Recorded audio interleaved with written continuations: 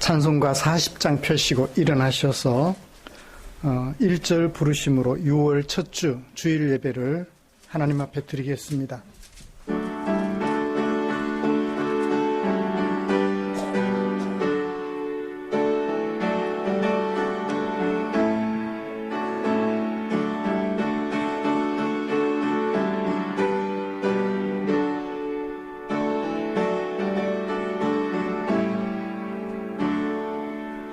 찬송으로 보답할 수 없는 큰 사랑, 주님께 영광 할렐루야. 형제 자매 모두 함께 모여 찬송해, 주님께 영광 할렐루야. 하나님의 자녀여 크게 찬송 부르며 밝고 거룩한 길로 기쁨으로 나아가 주의 보좌 앞으로 속히 들어가겠네. 주님께 영광 할렐루야.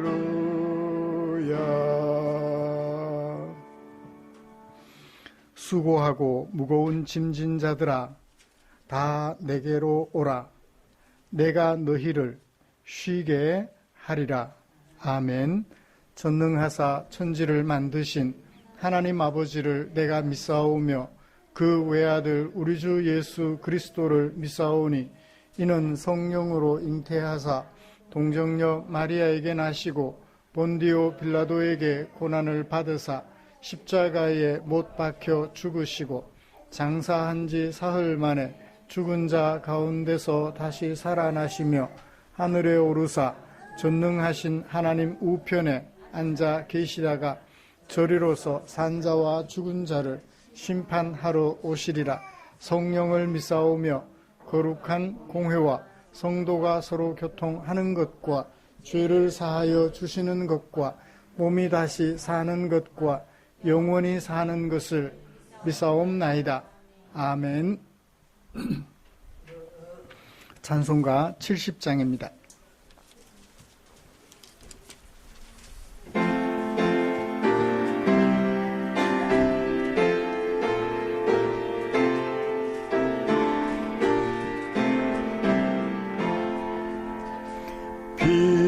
피난처에 있으니 환난을 당한 자 이리 오라. 땅들이 변하고 물결이 일어나 산 위에 넘치되 두렵지 않네. 이방이 떠들고 나라들 모여서 진동하나. 우리 주 목소리 한 번 발하시면 전하의 모든 것 망하겠네. 만유주 하나님 우리를 도우니 피난처요. 세상의 난리를 그치게 하시니 세상의 창검이 쓸데없네. 높으신 하나님 우리를 구하니 할렐루야. 괴로움이 심하고 환난이 극하나 피난처 되시는 주 하나님. 교독문 13번 시편 23편입니다. 주보에 기록된 교독문 함께 교독하겠습니다. 여호와는 나의 목자시니 그가 나를 푸른 풀밭에 누이시며 내 영혼을 소생시키시고 내가 사망의 음침한 골짜기로 다닐지라도 해를 두려워하지 않을 것은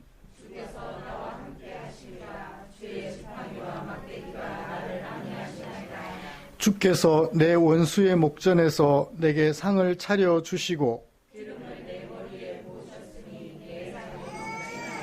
내 평생의 선하심과 인자하심이 반드시 나를 따르리니 영원히 살리로다. 아멘. 자리에 앉으셔서 찬송가 316장 같이 부르시겠습니다.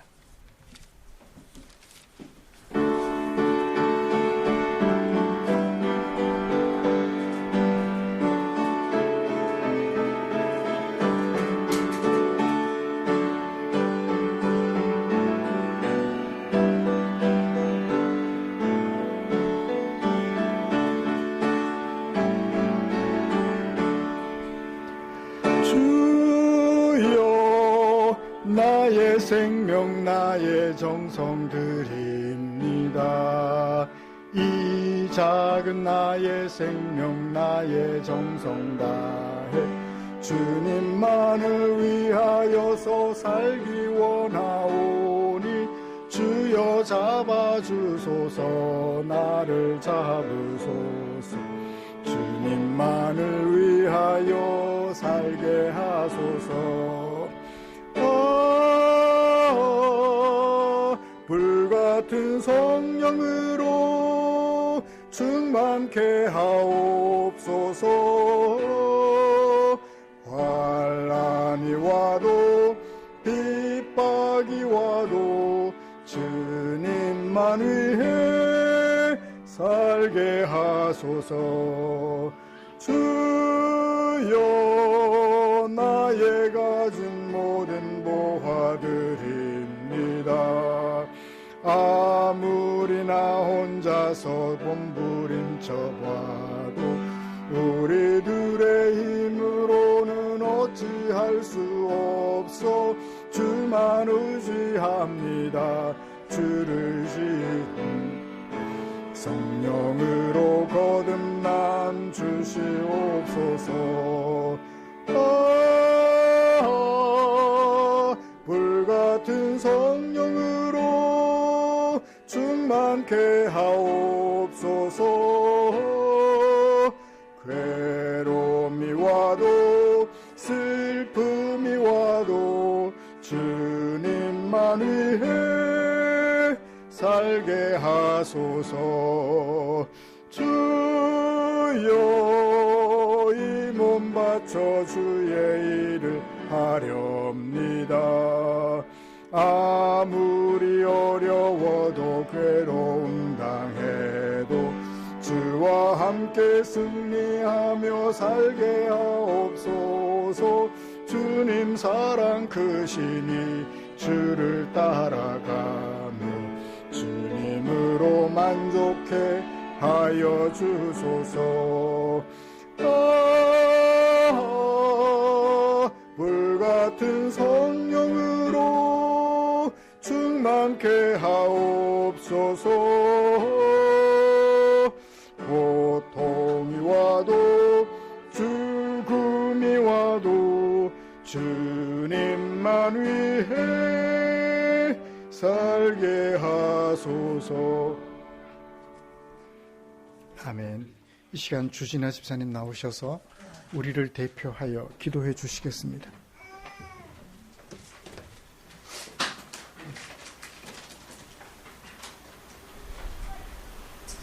내 삶의 빛 되고 주인 되신 하나님 아버지, 한 주간도 당신의 사랑하심과 보호하심으로 지켜주시고 주일을 맞아 이렇게 예배드리게 하심에 감사드립니다. 한 주간 우리는 어떠한 삶을 살았는지요, 하나님의 보호 아래 선을 행하려고 노력하였는지, 아니면 평안 속에 안주하며 살았는지요. 주께서 주신 평안 속에서 그냥 서 있기보다는 세상의 빛과 소금으로서 우리를 지키시는 주께 보답하는 삶을 살게 하시옵소서. 사랑의 주님, 6월이 시작됩니다. 자연은 계절에 맞는 옷을 입고 힘을 내며 무성한 모습을 드러냅니다. 누가 알아주지 않아도 자신의 사명을 감당하며 때가 되면 주님이 주신 빛으로 산소를 만들어 세상을 이롭게 하는 푸르른 나무처럼 우리 성도들도 각자의 사명을 다해 나가는 삶이 되게 도와주시옵소서. 하나님의 백성으로 거룩한 삶을 살게 하시고 날마다 주님을 닮아가고 주님의 형상을 이루어가기를 소망합니다. 70년 전 6월은 전쟁의 동아리 속에서 민족성전의 아픔을 겪었습니다. 폐하가 된 대한민국은 70년이 지난 지금 전 세계가 부러워하는 나라가 되었습니다. 공산주의가 아닌 민주주의를 주시고 종교의 자유가 허락하는 나라로 세상과 열방에 복음을 증거하는 나라 되게 하시니 감사드립니다. 이러한 세상이 되기까지 나라를 위해 헌신하고 희생한 많은 생명들을 기억하시고 그 가족들을 위로하여 주시옵소서. 그 희생이 우리 국민들 마음속에 영원히 기억되게 하시고 다시는 전쟁의 아픔을 겪지 않는 굳건한 나라로 세우시길 소망합니다. 저희의 영혼을 치유하시는 하나님, 우리 성도 각자의 이유로 몸과 마음이 아픔이 있습니다. 주님의 은혜로 이들 영육과의 상처를 회복하시고 모든 고난을 믿음의 힘으로 헤쳐나가게 하여 주시옵소서. 오늘 말씀을 전하신 목사님 축복하여 주시옵시고 밤낮으로 주님의 말씀을 연구한 가운데 지치지 않고 전념할 수 있게 육신의 강건함과 맑은 영을 허락하시옵소서. 예비를 드리는 성도들은 진리의 말씀을 깨닫고 세상 가운데 실천하며 말씀의 열매를 풍성하게 맺게 하여 주시옵소서. 예배 시작 시간입니다. 마치는 순간까지 주께서 함께 하시고 이 모든 말씀 우리 주 예수 그리스도 이름으로 기도드렸습니다. 아멘.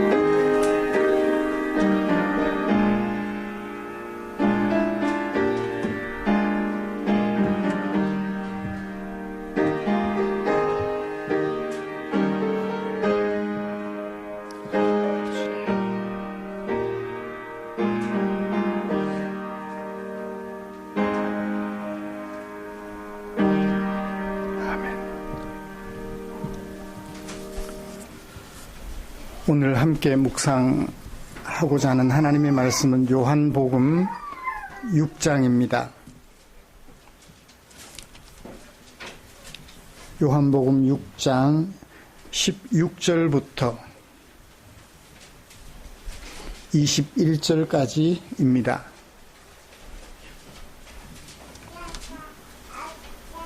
본문이 짧으니까요, 우리 천천히 찾으셔서 같이 읽고 싶습니다.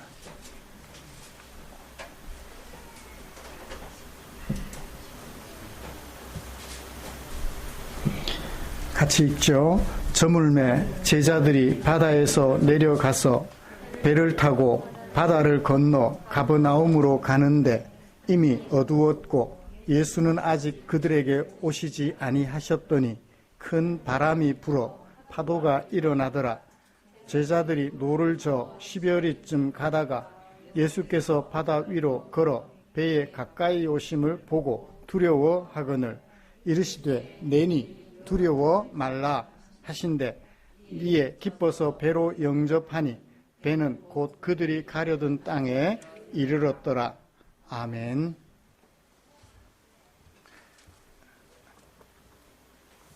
말씀 나누기 전에 우리 같이 찬양 하나, 가족 찬양,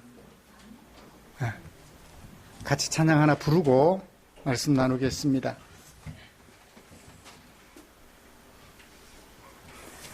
기쁨으로 찬양 240번입니다.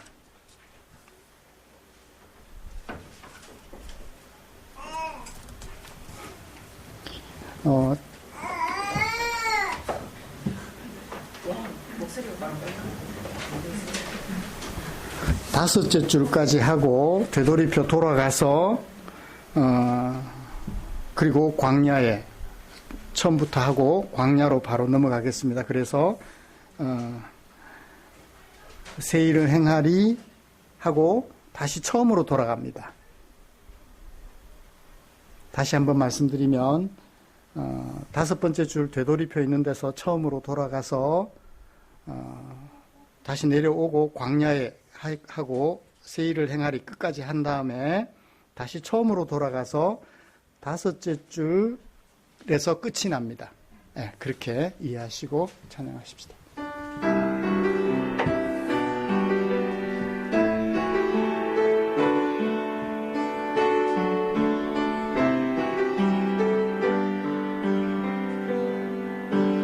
나의 가는 길 주님 인도하시네. 보이지 않아도 날 위해 일하시네. 주 나의 인도자 항상 함께 하시네. 사랑과 힘 베푸시며 인도하시네.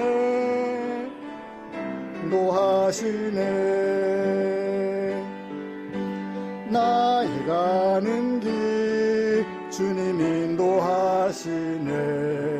그는 보이지 않아도 날 위해 일하시네. 주 나의 인도자 항상 함께 하시네. 사랑과 힘 베푸시며 인도하시네.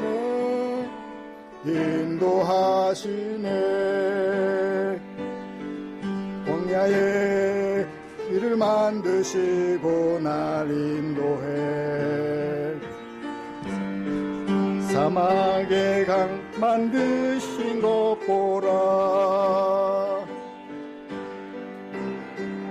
땅변에도 주 말씀 영원히 내 삶 속에 세일 행하리.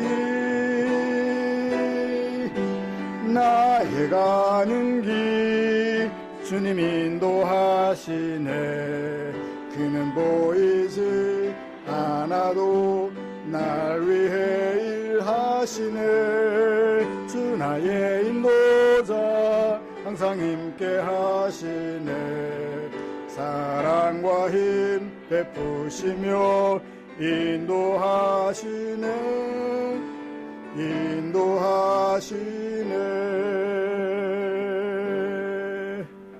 아멘. 우리의 걸어가는 그 길 인도하시는 주님을 찬양합니다.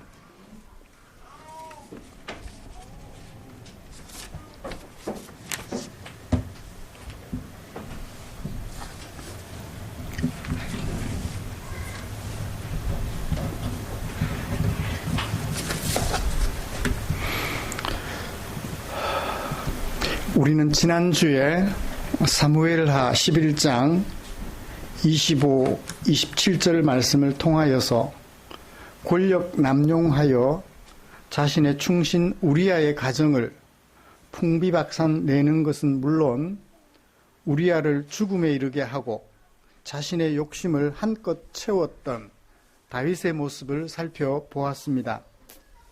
이 말씀을 통하여 우리는 내가 너의 가정을 지켜주지 않으면 너의 가정은 물론 나의 가정도 온전치 못하게 된다는 것을 살펴보았습니다.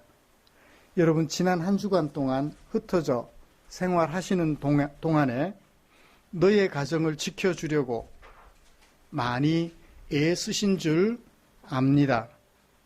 너의 가정을 지켜드려서 우리 그리스도인들이 속한 세상의 모든 가정이 건강한 가정이 되게 하려고 많이 애쓰신 줄 믿고 감사드립니다. 이처럼 우리의 발걸음이 닿는 곳마다 하늘에서 이미 이루어진 하나님의 뜻이 땅에서도 이루어져서 건강하고 평안한 관계가 이루어지도록 힘쓰려는 우리를 위하여서 하나님께서는 당신의 마음을 성경에 담아 주셨지요. 오늘은 그 중에 요한복음 6장 16절부터 21절에 담아두신 하나님의 마음을 살펴보면서 은혜를 나누려고 합니다. 먼저 우리가 함께 교독한 본문이 어떤 주제를 어떤 종류의 글에 담아서 소개하고 있는지 정리를 좀 해보고 싶습니다. 사건이 일어나게 된 배경은 15절과 16절 전반부가 담고 있습니다. 예수님은 오병이어의 표적에도 불구하고 사람들의 반응 때문에 실망하시고 혼자서 산으로 가셨지요. 그리고 어떻게 되었나요? 다시 16절로 돌아와서 많이 저물었어요. 오병이어의 표적을 시작할 때만 해도 빈들에서 날이 저물어 갈 때라고 했습니다. 그 많은 사람들에게 먹이고 12광줄이 넘도록 거두었다면 상당한 시간이 흘렀을 터.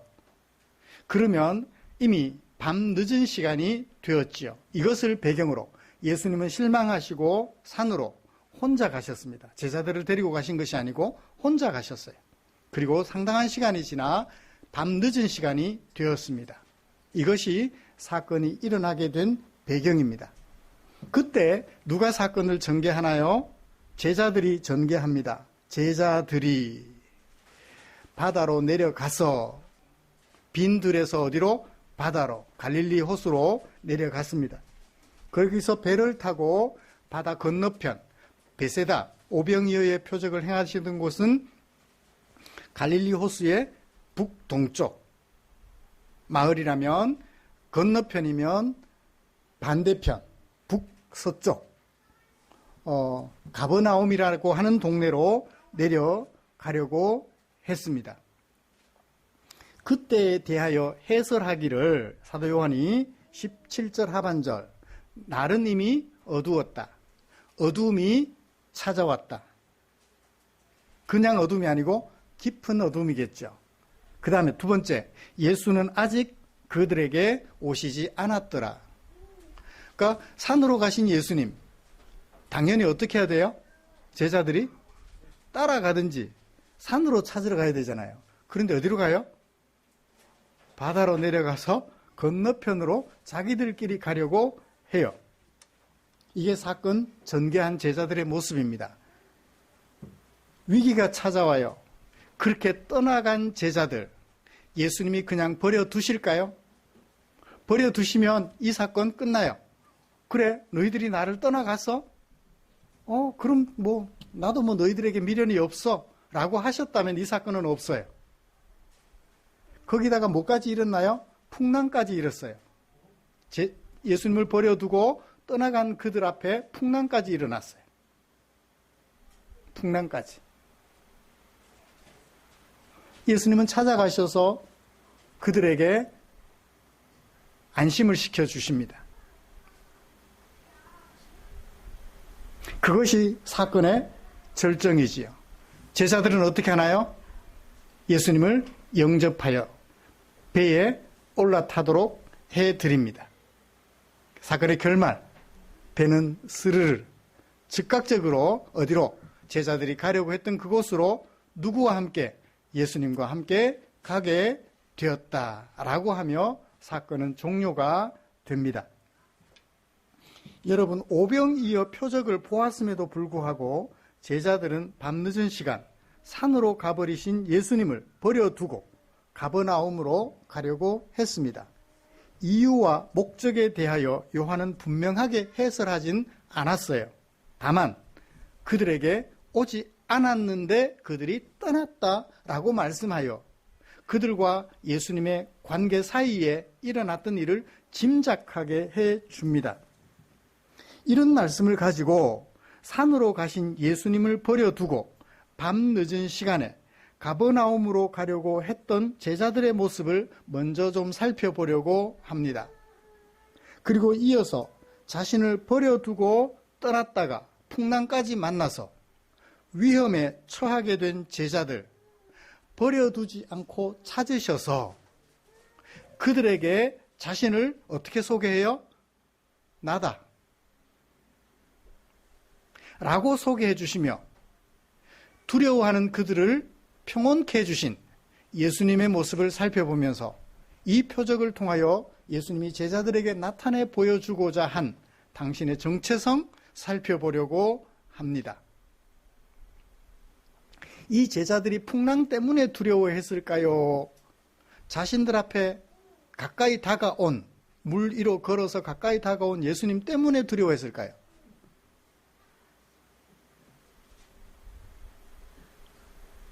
풍랑 때문에 두려워했다는 얘기를 요한은 하지 않습니다.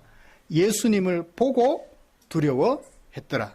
두려워했다는 것도 좀 이따가 살펴보도록 할게요.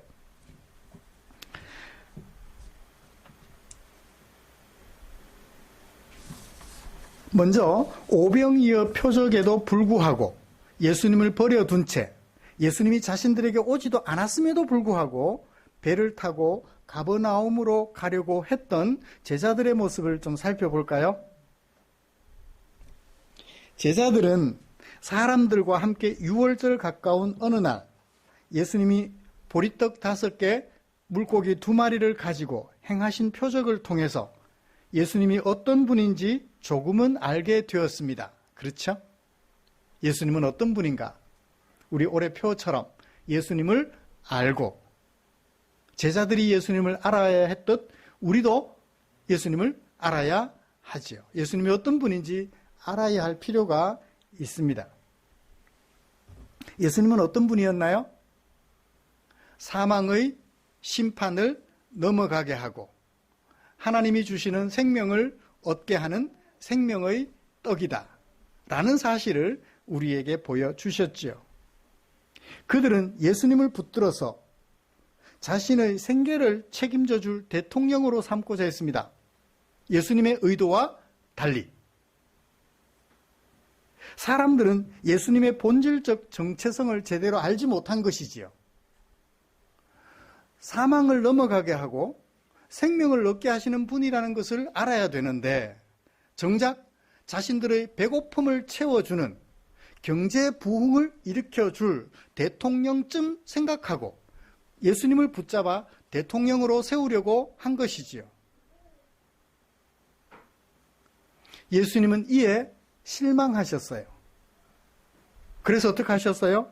그 밤늦은 시간 혼자 산으로 가셨습니다. 화가 나겠죠? 내 본심을, 내 마음을, 내가 누군지를 이렇게 몰라주다니. 제자들은 그런 예수님을 뻔히 지켜봤어요. 산으로 가시네? 여러분들 같으면 어떻게 하시겠어요? 가고 싶지 않아요? 혼자 산에 가시는데 혹시 뭐 만나면 어떡해요? 강도라도 만나면. 그건 밤늦은 시간에. 그때 제자들은 어떤 생각을 했을까요? 그리고 어떤 행동을 했을까요? 제자들은 자기들끼리 배 타고 지금 있던 곳 건너편 가버나움으로 가려고 했습니다. 왜 가버나움으로 가려고 했을까요? 왜 하필 가버나움일까요? 잘 모르겠어요. 요한의 해설을 기록한 15절에 따르면 예수님께서는 밤늦은 시간 실망하고 산으로 가셨습니다. 제자들은 산으로 따라가지 않고 오히려 반대편으로 가요. 실제로 배를 타고 가버나움으로 향하여 몇 리나 가서요? 10여리나 항해하여 갔다고 합니다. 제가 갈릴리 호수를 보지 못해서 이제 그 학자들이 써놓은 통계를 가지고 여러분들에게 말씀드릴 수밖에 없습니다. 갈릴리 바다의 이 폭이 남북으로 이렇게 좀 긴 계란형 모양인데 폭이 10km라고 그래요. 폭이 10km면 이쪽 끝에서 저쪽 끝이 보여요, 안 보여요? 수평선이에요. 10km나 되면. 절반쯤 갔다 하니까 이제 여기 중간에서 중간으로 넘어가는 게 아니고 동쪽에서 북서쪽으로 건너가는데 길로 가면 너무 머니까 배로 가면 질러 가잖아요. 그렇게 간 것 같아요.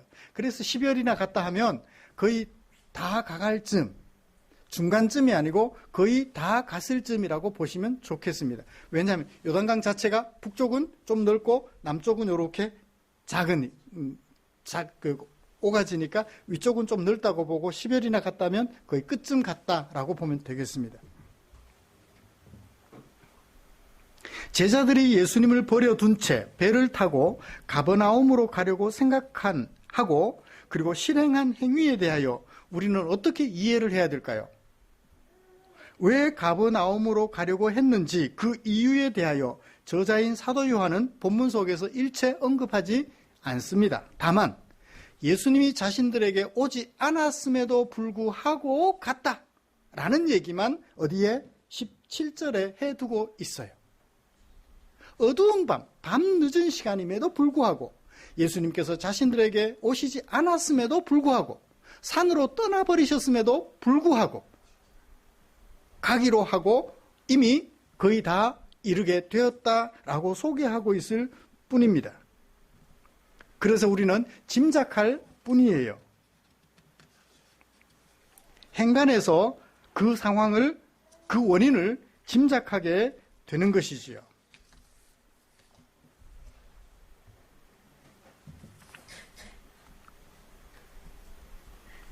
15절을 생각해 보면 제자들이 왜 그렇게 떠나려고 했는지, 예수님이 오시지도 않았는데도 불구하고 떠나려고 했는지 짐작해 볼 수 있을 것 같아요. 예수님이 떠나가신 이유가 뭐예요? 그들이 예수님을 붙잡아 경제 부흥을 일으켜줄 대통령 정도, 당장 끼니를 때우게 해줄 해결자로 생각하고 대통령으로 모실 생각을 했기 때문에 실망하고 가신 거예요. 그러면 제자들도 그런 생각을 했다고 보지 않을 이유가 있을까요? 그들이, 15절을 보시면 그들이 와서 예수님을 억지로 붙들었다. 뭐 하려고? 임금으로 삼으려고. 지금 임금은 아니에요. 가정법 과거 동사를 써서요. 현재는 아닌데 바라는 희망사항이에요. 그걸 바라고 예수님을 붙들고자 하였다는 것을 아신 예수님. 어디로 가셨어요? 산으로 가신 거예요.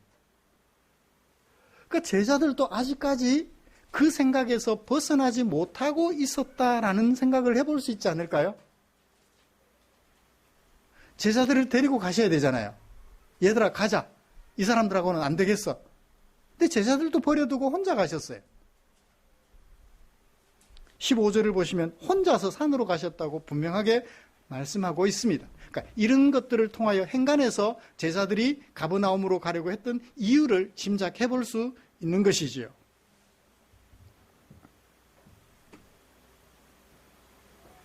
그렇게 산으로 가신 예수님을 버려둔 채 자신들만 가버나움으로 가려고 했던 그들은 어떤 상황에 처하게 되었죠? 엎친 데 덮친 격으로 풍랑까지 만나게 됐어요. 18절을 볼까요? 큰 바람이 불었다. 그러면 파도는요? 잔잔한 파도? 큰 파도. 약간 걱정되는 파도가, 아니면 많이 걱정되는 파도가 쳤다고 볼 수 있겠습니다. 그렇지만 벌써 4km나 가서 거의 끝지점에, 목적지에 도착할 상황이 되어 있었죠. 밤늦은 시간 방향 감각을 잡는 것도 쉽지 않을 텐데 풍랑까지 만나게 되었어요. 이런 제자들의 모습, 아직도 예수님을 제대로 알지 못하고 낙심하여 예수님을 떠나가는 것으로 이해할 수 있을 것 같아요. 제자들은 여전히 예수님을 따르는 목적을 제대로 알지 못했던 것으로 이해할 수 있을 것 같습니다. 제자들은 예수님의 정체성을, 예수님이 누구신지 그 정체성을 아직 제대로 알지 못하고 있는 것으로 이해할 수 있을 것 같아요. 여러분, 그동안 몇 번의 표적을 제자들이 보았나요? 3번의 표적을 보았습니다. 가나 혼인잔치에서 예수님은 어떤 분? 우리를 죄에서 정결케 하시는 분, 2장이었습니다. 두 번째는요, 가버나움에 있는, 지금 제자들이 가고 있는 그 가버나움에 있는 왕의 신하의 아들의 병을 고쳐주심으로 구약의 선지자들이 예언했던 우리에게 오셔서 병을 고쳐주시고 귀신을 쫓아내시며 하나님의 나라를 선포하실 오실 실로, 오실 메시아라는 것을 나타내 보여주셨습니다. 세 번째는요, 베데스다 연못가에서 38년 동안 병으로 고생하던 그에게 병을 고쳐주셔 안식하게 해주심으로 예수님은 우리를 안식하게 해주시는 분, 하나님의 안식을 얻고 누리게 해주시는 분이라는 것을 분명하게 보여주셨습니다. 38년 된 병자 어떤 날에 고쳐주셨죠? 안식일에. 예수님은 우리를 안식하여 평안을 누리게 해주시는 분이라는 사실을 분명하게 밝혀주셨습니다. 그리고 네 번째, 오병이어 표적을 통하여 예수님은 생명의 떡이라 우리로 하여금 사망의 심판을 넘어가게 하고 생명을 얻게 하는 생명의 떡이라는 사실을 밝혀주셨습니다. 그럼에도 불구하고 제자들은 이 다섯 번째 표적 앞에서 예수님을 떠나버려요.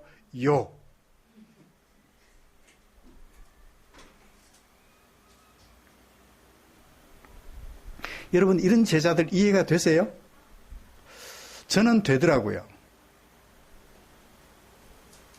표적 보는데 익숙해지면, 그 표적 보는데 익숙해지면 기적적인 현상, 그거 보는데 익숙해지면, 그거 없으면 10번을 경험하고 20번을 경험해도 낫으니까 아무것도 없어요. 예수님을 인격적으로 만나지 못하면 기적적인 것 아무리 수백 가지, 수천 가지 경험해도 어느 날 예수님을 떠나버려요. 내게 필요한 그 순간 예수님을 느끼지 못하게 되면 떠나버려요. 아무리 탁월한 예수님이었다 할지라도 인격적인 만남이 없고 기적적인 현상을 통해서 체험적으로만 만나면 그렇게 돼버리는 거예요. 이런 제자들의 모습을 오늘 우리 앞에 세워보자고요. 여러분, 지금까지 살아오시면서 예수님을 기적적으로 많이 체험하셨나요? 기적적인 요소들은 자꾸 반복되지 않으면 지난번에 거는 효과가 없어져요.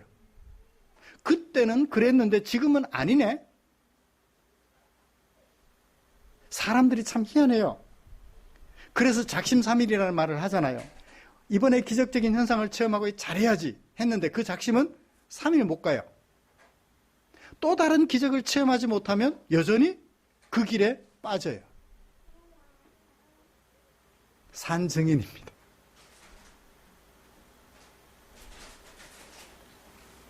여러분, 의사도 못 고치는 병 고쳤다고요?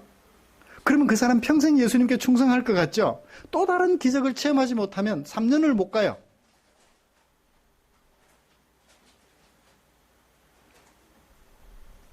금방 예수님을 잊어버리고 떠나게 돼요.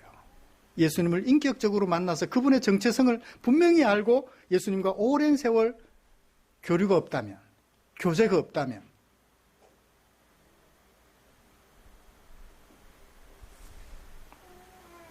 이런 제자들의 모습을 우리 앞에 세워보자고요. 그런데 이런 과정들이 축적되면 나중에는 도움 되겠죠? 도움은 되죠. 전혀 도움 안 되지는 않을 것입니다. 여러분, 이런 제자들, 떠나가는 제자들을 우리 앞에 세워놓고 거울처럼 내 모습을 보자고요. 나라면 어떻게 했을까?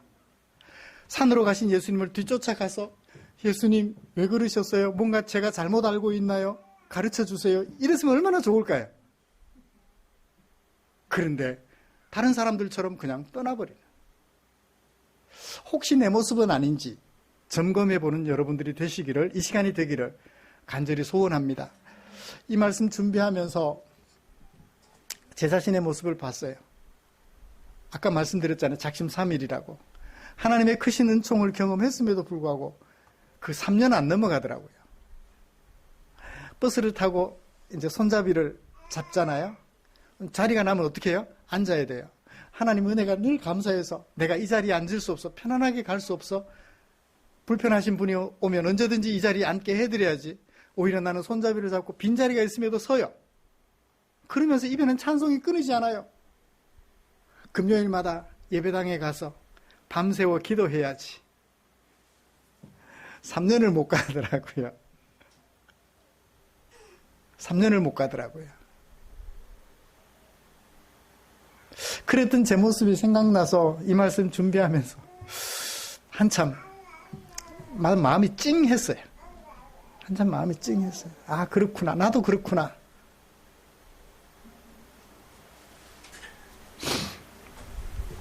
자, 버려둔 채 떠나갔는데 그런 제자들을 여러분들 같으면 어떻게 해요?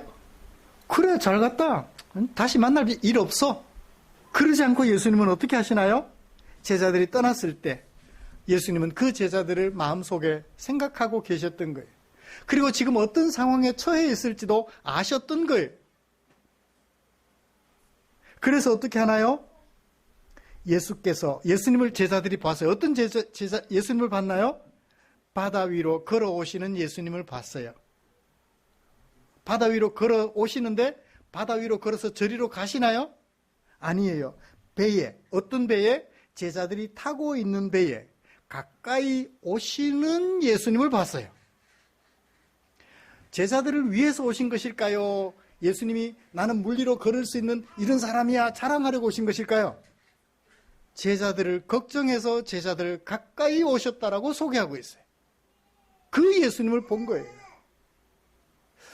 자기를 버려두고 떠났음에도 불구하고 풍랑이 있는 바다에서 이리저리 어떻게 할까 알지 못한 채 당황하고 있는 그들을 예수님은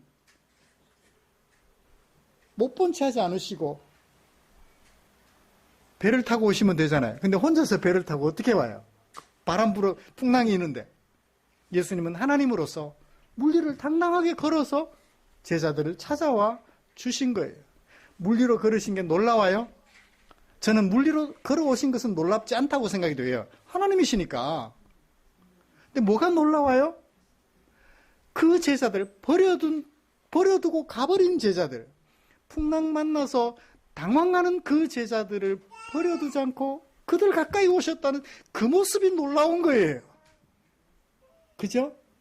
물리로 걸으신 거, 그 날개 달린 도마뱀, 물리로 잘 걸어가잖아요. 걔도 걸어가는데 뭐. 그게 뭐 놀라워요.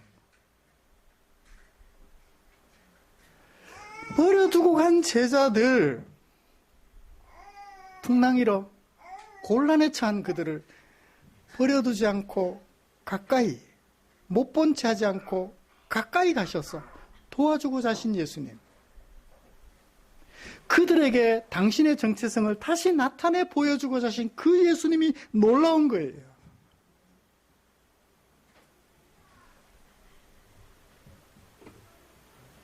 그런 예수님을 보았어요. 알았어요. 제자들은 어떻게 했어요? 두려워했다 그래요. 이 두려워했다라는 말 때문에 이 부분이 상당히 오해가 돼요. 어릴 때부터 제가 예수님을 유령처럼 알고 두려워했다. 물리로 걸어올 사람은 없으니까. 그 선입견이 들어가 있어서 두려워했다라는 말을 계속 오해하게 된 거예요. 이 두려워하다라는 말은 공포감을 느끼다라는 뜻. 호랑이를 만났을 때요, 어때요? 이제 죽었다. 죽을 수도 있겠구나. 공포감이잖아요. 그런 것도 있지만 상대방의 아름다운 모습을 발견하고 놀라서 경외하게 되었다라는 뜻도 있어요. 무슨 이제 이해가 되죠? 그러니까 이렇게 두려워하다라는 말은 두 가지 뜻이 있는데 fear, 공포감을 느끼는 거예요. 한편에는 당신이 그런 사람이어서 우와, 당신 가방 들어드릴게요. 나 당신 밑에서 일하게 해주세요. 당신 밑에서 배우게 해주세요. 그럴 때도 이 두려워하다라는 동사를 써요. 이 동사는 수동태입니다. 어떤 경우에도 능동태로 쓰여질 수가 없어요. 두려워하게 되는 거지 두려워하지는 않아요. 그걸 보고 내가 두려워하게 된 거예요. 어떤 예수님을 보고 두려워하게 된 거예요? 물리로 걸어오는 것 보고 두려워했을까요? 그게 이제 그렇게 되면 이제 유령이 돼요. 뭘 보고 두려워하게 됐어요? 버려두었는데, 떠나왔는데, 자신들에게 오지도 않았는데, 떠나왔는데, 풍랑 만나서 곤궁에 처했는데, 자기들이 타고 있는 배에 가까이 오신 모습을 보고 놀란 거예요. 나는 버려두었는데, 그분은 되게 가까이 다가오신 거예요. 공포감에 사로잡혔을까요? 놀라서 경외하게 되었을까요? 놀라서 경외하게 된 거죠. 그래서 어떤 마음이 생겼어요? 배로 올라오시게 해드리고 싶은 마음이 생겼던 거예요.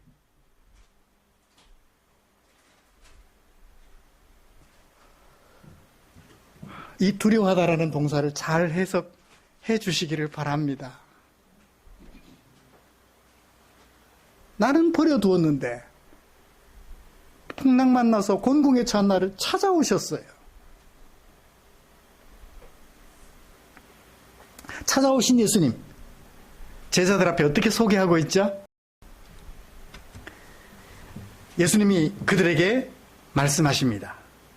내다, 내다. 두려워하지 마라. 내다, 두려워하지 마라. 내니까 놀라 자빠지지 마라. 내니까. 이게 무슨 말일까요? 에고에이미. 오늘 설교 제목이 주보에 기록된 대로 뭐예요? 에고에이미예요. 헬라어예요. 이 본문을 가지고 제목을 뭘로 할까 고민하다가 그냥 그대로 에고에이미. 나는, 에고는 나는 1인칭 주격 명사예요. 나는. 이다. 비동사예요. M. 영어에는 M. 이다. 나는 이다. 현재 능동태 동사. 1인칭 현재 능동태 동사예요. 이다. 나는 이다. 나는 이다. 무슨 말이죠? 제자들이 금방 알아차리기는 쉽지 않았을 거예요. 이 말을 이해하려면 나는 이다라는 뜻을 가진 헬라어 말고 히브리어가 있어요. 이스라엘 백성들이 애굽에서 종노릇하고 있었잖아요. 출애굽기 살펴봤으니까. 종노릇하고 있을 때 하나님께서 모세를 보내서 그들을 건져내시려고 해요. 모세가 하나님께 묻습니다. 하나님, 제가 이스라엘 백성들 앞에 가면 하나님을 뭐라고 소개해야 될까요? 어떻게 소개하죠? 하나님이 보내셨다는 것을 그들에게 말을 해야 되는데 어떻게 소개하죠? 그랬더니 하나님께서 말씀하십니다. 네가 그 백성들을 애굽에서 인도하여 낸 후에 너희가 시내산에서 하나님을 섬기게 될 건데 그렇게 되면 너희들이 이스라엘 백성들이 내가 모세를 이스라엘 백성들에게 보냈다는 사실을 알게 될 거야. 지금은 모르지만 나중에 알게 될 거야 라고 말씀하셨어요. 그러면서 말씀하시기를 모세에게 말씀하시기를 나는 스스로 있는 자니라. 스스로 있는 자라는 말은 여기서 스스로 있는 자는 예흐와 예흐예 아쉘 예흐예 히브리어입니다. 나는 이다 이유를 말하는 전치사 아쉘. 나는 이다. 똑같은 말을 두 번 반복했죠. 앞에 전치사. 나는 있기 위해서 있는 사람이다. 나는 있기 위해서 있는 사람이다. 말이 이해가 돼요? 자, 여기서는 예흐예, 아쉘, 예흐예라고 했어요. 그래 놓고서는 또 이르시기를 너는 또 이르시기를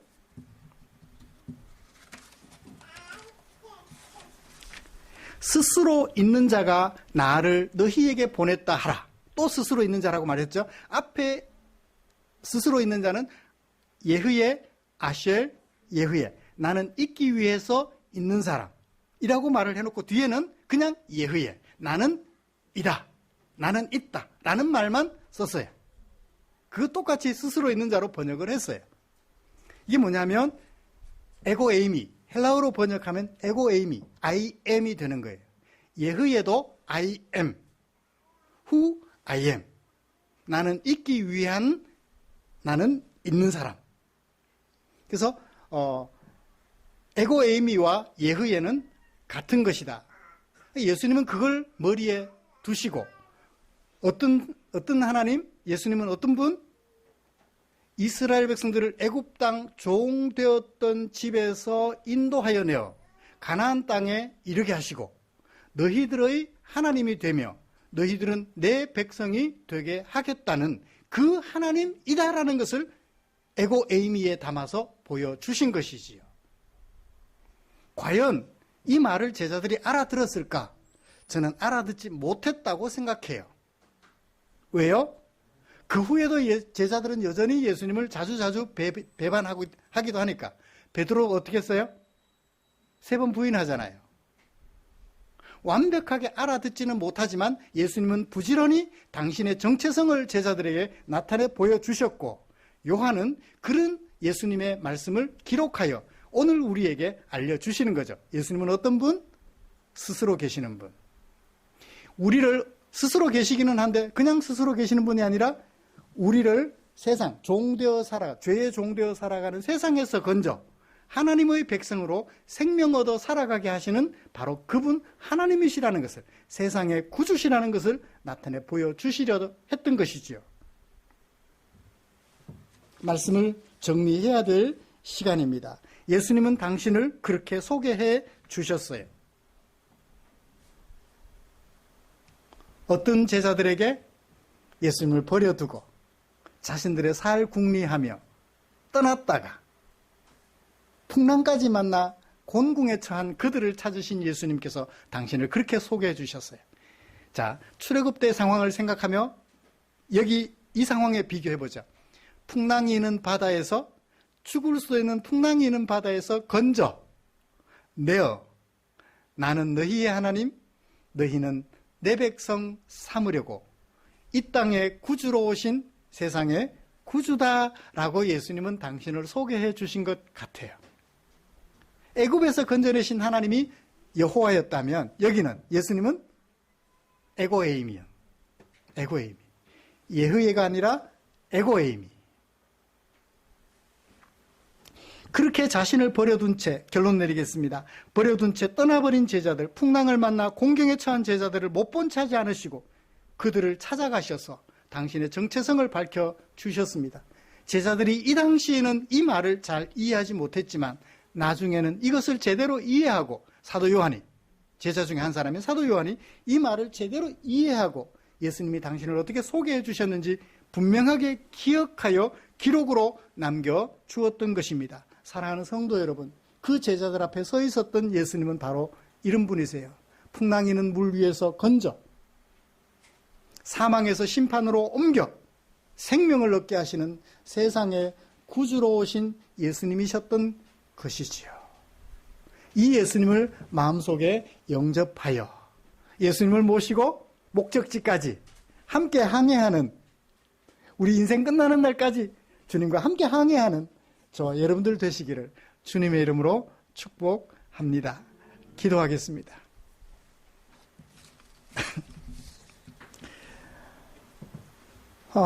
주님 고맙습니다. 우리는 수시로 주님을 버려두고 우리 살 길을 찾아 이곳저곳 눈길을 돌리는데,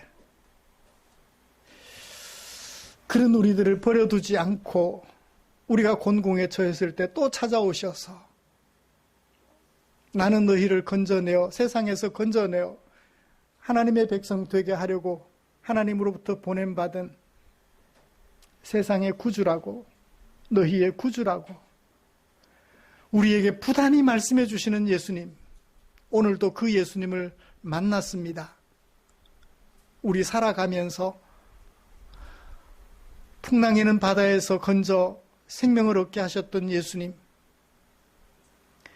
죄악 세상에서 건져 생명을 얻게 하신 우리 구주 예수님을 우리 마음속에 모시고 그 예수님을 잘 알아 우리 인생, 우리 생명 끝나는 그날까지 예수님과 함께 배를 타고 항해하는 아름다운 주의 종들 되게 하여 주시옵소서.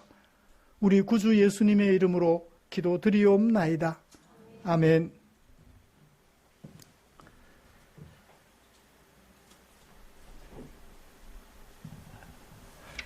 찬송가 634장 부르시면서 준비한 헌금 드리겠습니다.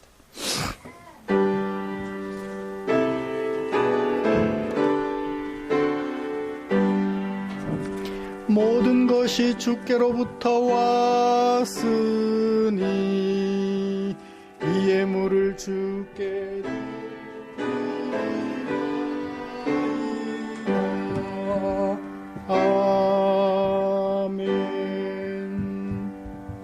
드린 헌금 위해서 기도드리겠습니다. 하나님 아버지 고맙습니다. 우리를 향한 당신의 사랑, 우리를 향한 당신의 돌보심, 우리를 긍휼히 여기시는 당신의 사랑, 마음에 겨워 우리에게 허락하신 물질 가운데 얼마를 나 아닌 너를 위하여 사용되기 원하는 마음에 한 주간 동안 헌금으로 구별해 두었다가 주일마다 사랑하는 성도들과 함께 예배드리는 날 헌금으로 드렸습니다. 하나님께 감사하는, 하나님의 주인 되심을 고백하는, 우리 구주 예수님이 세상의 구주가 되심을 고백하는, 우리의 왕이심을 고백하는 성도들의 마음이 여기 있습니다. 주님 보시고 당신의 품에 꼭 안아주시옵소서. 험한 세월 살아가는 동안 왕 되신 하나님의 통치를 받음으로 실족하지 않게 하시고 주님을 떠나지 않게 하시며 세상에 기웃거리지 않도록 주님 도와주시옵소서. 의의 길로 인도하여 주시옵소서. 주님 원합니다. 이 드린 물질 축사해 주시옵소서. 그래서 우리 드린 이 물질이 사용되는 그곳에 하나님의 영광이 나타나게 해 주시옵소서. 그래서 우리 성도들이 헌금 드리기를 참 잘했다고 다시 한번 감사기도 드리는 상황이 되도록 우리 주님 축사해 주시옵소서. 예수님의 이름으로 기도드리옵나이다. 아멘. 교회 소식 알려드리겠습니다. 다음 주 기도 이우식 집사님이십니다. 우리의 삶과 인격을 아름답게 하고 예수님을 만나게 해주는, 하나님을 만나게 해주는 성경 말씀 묵상 최선을 다해 주시면 고맙겠습니다. 주일 예배 중에 가족별로 특송, 굳이 5월달만 해야 될 이유는 없으니까 6월달이든 7월달이든 준비되는 대로 말씀해 주시면 그렇게 특송하실 수 있도록 해드리겠습니다. 그러면 더 아름다울 것 같아요. 예배가 은혜가 넘칠 것 같다라는 생각을 합니다. 김영자 권사님 가정도 준비해 주시면 좋겠어요. 괜찮아요. 우리 권사님도 석집사님 출석하시게 되면 같이 준비해서 해주시면 고맙겠습니다. 그날은 손자들까지.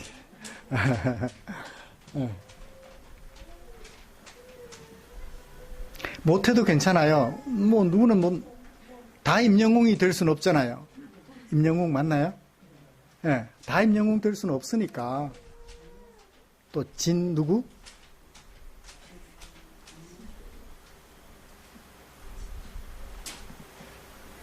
대구 출신.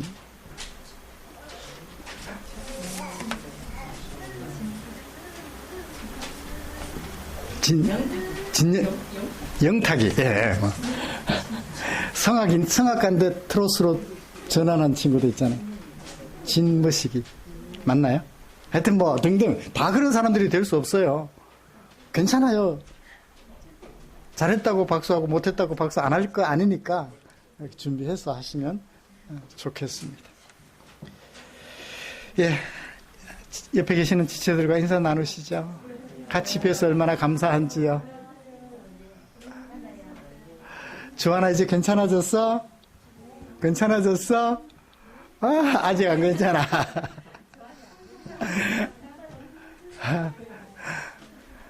하나는 막 웃음꽃이 폈네요. 찬송가 57장 펴시고 일어나셔서 찬송 부르고 축도함으로 예배를 마치겠습니다.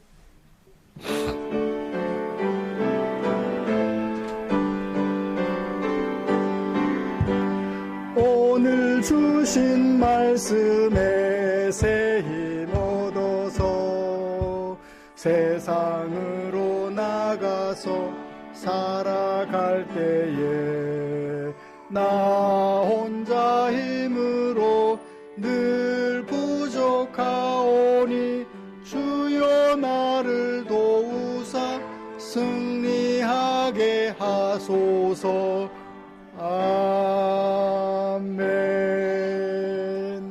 기도하겠습니다. 우리 구주 예수 그리스도의 은혜와 하나님 아버지의 지극하신 사랑하심과 성령 하나님의 인도하시고 위로 충만, 교통, 교제, 격려하시는 은혜가 이제 주님을 버려두고 떠났음에도 불구하고 주님을 4번이나 체험했음에도 버려두고 떠난 제자들 버려두지 않고 다시 찾아가셔서 그들에게 내가 세상의 구주라는 사실을 밝히 드러내어 보여주신 그 예수님을 우리의 구주로 모시고 평생 살아가는 동안 주님과 한 배를 타고 인생 끝나는 날까지 함께 항해하여 살아가기로 다짐하며 예배를 마치는 모든 지체들 위해 지금부터 영원토록 함께 계시기를 축원하옵나이다. 아멘.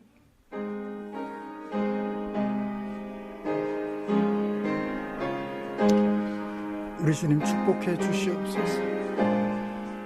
우리 주님 축복해 주셔서 감사합니다. 더욱 은혜 가운데 살게 하여 주시옵소서.